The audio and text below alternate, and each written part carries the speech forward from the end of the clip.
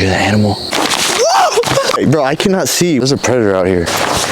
I'm pretty sure that was on Call of Duty one year. This is your fellow Earthling Christian with Eden Restored. Today's topic, loneliness. They're gonna get mad if they see the light. We're just gonna do this quick. I'm talking really quiet because I don't know if we're even supposed to be here. Josh, my cameraman, by the way, ladies, he might be single. I don't know. But, I don't know about you, but I struggle with loneliness so bad.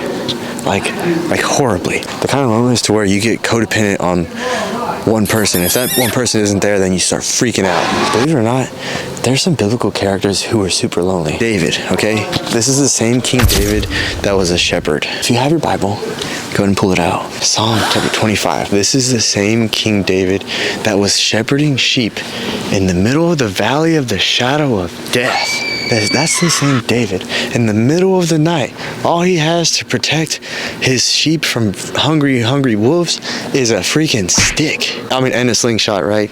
This is the same David who was being chased by Saul, by King Saul. You know why King Saul was going after David, trying to kill him? For nothing, bro.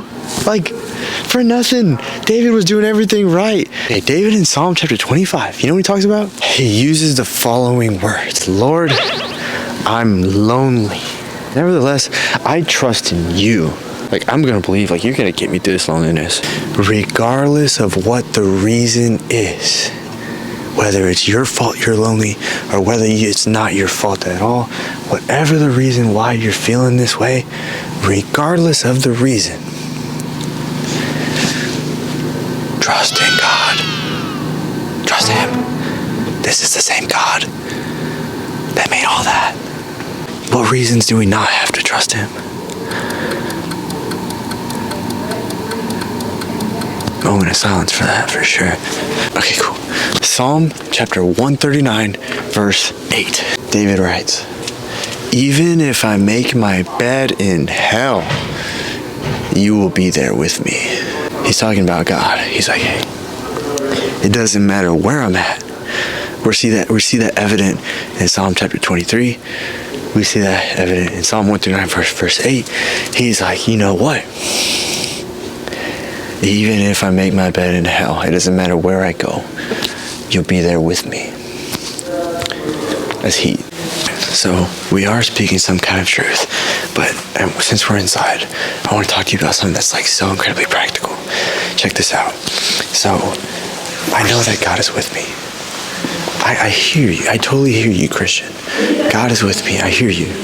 Sometimes I feel His love and sometimes I don't. Sometimes I feel like He's next to me. Sometimes I feel kind of far. Sometimes He feels far. Hey, that comes and goes, man. But look, what about everyday life? How about in everyday life? Bro, don't isolate yourself. I'm not saying since there's no one else, go find some bad company. Don't go to the first person you meet, because bad company corrupts good character. They might have some good character. If they have good character, get next to them. All right? Preferably find somebody who has a heart for God. Don't isolate yourself. Don't isolate yourself. If you got it going on with you and God, hey, great. But find some kind of community. Somebody who's following God. Somebody who has the same heart as you. Someone who has the same mission as you. You can find it at a church. If the church ain't working, you can find it at work. If work ain't working, you can find it online. If online ain't working, brother, go on Facebook. If you don't like hanging out with different people, do your best to get in community. Don't isolate yourself. This is the last one, okay? I gotta show you something really, really powerful. And it's something that's been talked about a little bit, but it's nothing to forget. Don't let your time of being alone go to waste. Don't let your time of being alone go to waste. Use it. It's time, man. You'll never get time back. So if you're alone, if you're complaining, I understand. But enemy is the enemy. Dive in. I'll see you on the next one.